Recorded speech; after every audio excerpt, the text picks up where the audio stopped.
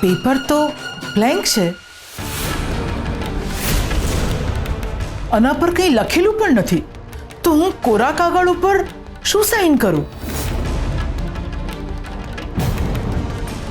મોટી બા, વકીલ કંઈક સમજાવતા હતા પણ એમની ભાષામાં મને કંઈ સમજણ ના પડી, એટલે એમણે કહ્યું હતું કે તમે સાઇન કરાવી લેજો, બીજું બધું એ લખી લેશે.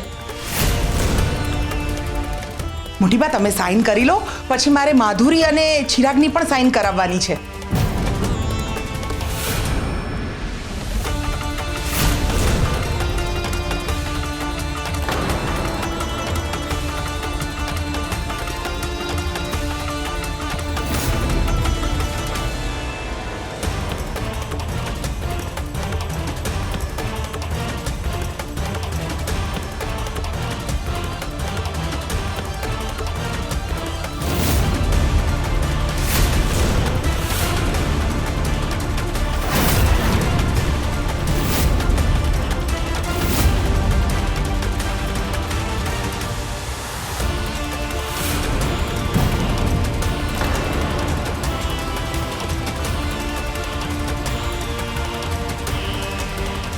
આ શું નવી રમત છે?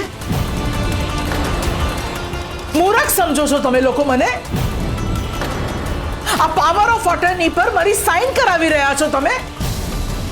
અરે ઈચ્છો છો શું તમે? આ ઘર વેચવું છે? આ ઘર વેચવું પડે એમ જ છે મોટી બા. મોટી બા, જો હું તમને સીધી રીતે કહેત ને તો તમે ક્યારેય ના માનતા. પેલા બુકાની વાળા માણસે કહ્યું છે કે આ કુંદન નિવાસ તો વેચવો જ પડશે, તો જ એ રાકેશને છોડશે. મોટી બા, તમે આ ઘર વેચવા માટે ક્યારેય તૈયાર ના થાત, એટલા માટે થઈને મારે આ બધું કરવું પડ્યું છે. આ રાકેશના જીવનનો પ્રશ્ન છે. હા મોટી બા, આપણે આ ઘર વેચવું જ પડશે મારા રાકેશ માટે. ઘર તો બીજું પણ લઈ લેવાશે, પણ જો આપણે આવું ન કર્યું ને તો એ મારા દીકરાને હું ફરી ક્યારેય નહીં મળી શકું. અરે ગાયત્રી બેન, આ એની રમત પણ તો હોઈ શકે ને. અરે એને આપણા ઘર સાથે શું લેવા દેવા? અને એની શું ખાતરી છે કે એ માણસ ઘર વેચ્યા પછી રાકેશને છોડી દેશે? હા, અરે તમે લોકો પણ એની વાતમાં આવી ગયા છો. કંઈ પણ થઈ જાય, કુંદન નિવાસ ક્યારેય નહીં વેચાય. સમજી ગયા તમે લોકો? એટલે હવે આઈડિયા બંધ કરો અને રાકેશ ક્યાં છે, એ ગુનેગાર કોણ છે, એની તપાસ કરો.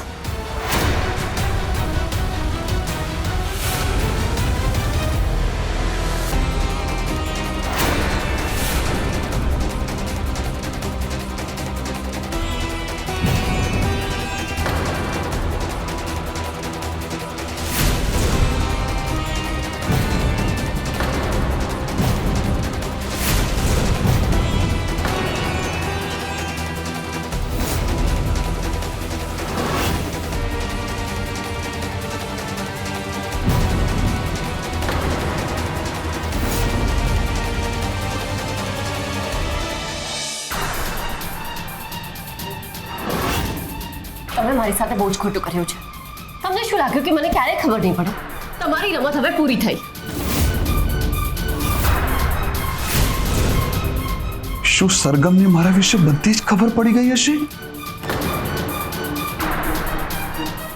આ શું કહી રહી છે તું? ચિરાગભાઈ તમને મળવા આવ્યા હતા અને તમે એમને ખોટું કહ્યું કે આપણે મળ્યા જ નથી. તમે આ બધું મને કશું કહ્યું જ નહીં.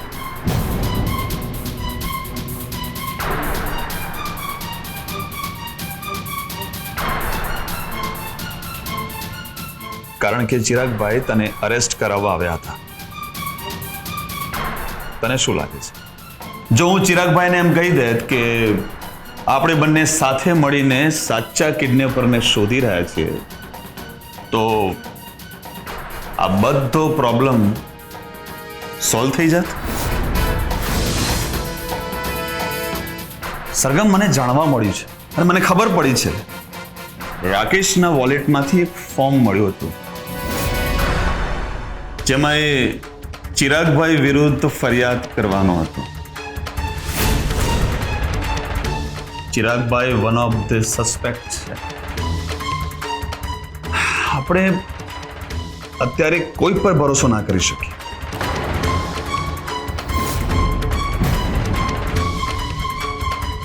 મને તો એ નથી સમજાતું કે હું તમારી ઉપર ભરોસો કરું કે નહીં.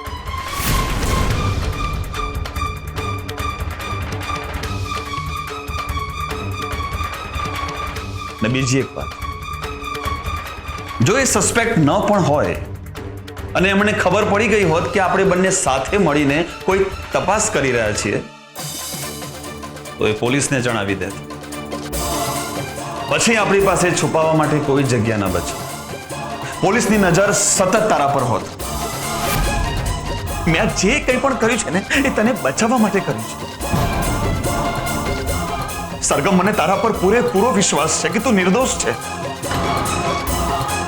તું મારી સારી ફ્રેન્ડ છે, એટલે હું તારી હેલ્પ કરી રહ્યો છું.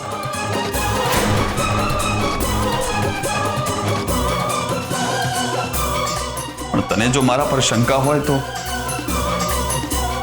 પછી તને જેમ ઠીક લાગે એમ તું કરી શકે છે.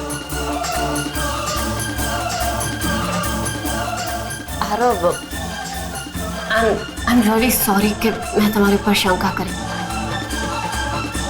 પણ હમણાંથી એટલું બધું થઈ રહ્યું છે ને કે મને સમજાતું જ નથી કે કોની પર ટ્રસ્ટ કરું ને કોની પર ના કરું. જુઓ ને, હું માધુરી ઉપર શંકા કરી રહી હતી,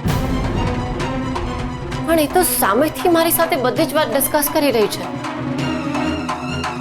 એને મને સામેથી કોલ કરીને કહ્યું કે એને એક બેનામી કોલ આવ્યો હતો. શું? એટલે માધુરીએ તને જણાવી પણ દીધું કે કોઈ એની પાસેથી 25 લાખ રૂપિયા માંગ્યા છે? હા, જો હવે એના પેટમાં પાપ હોય તો એ આ વાત મારી સાથે શેર કરતી જ નહીં ને. મારે તો કઈ સમજાતું જ નથી કે આ બધું ચાલી શું રહ્યું છે.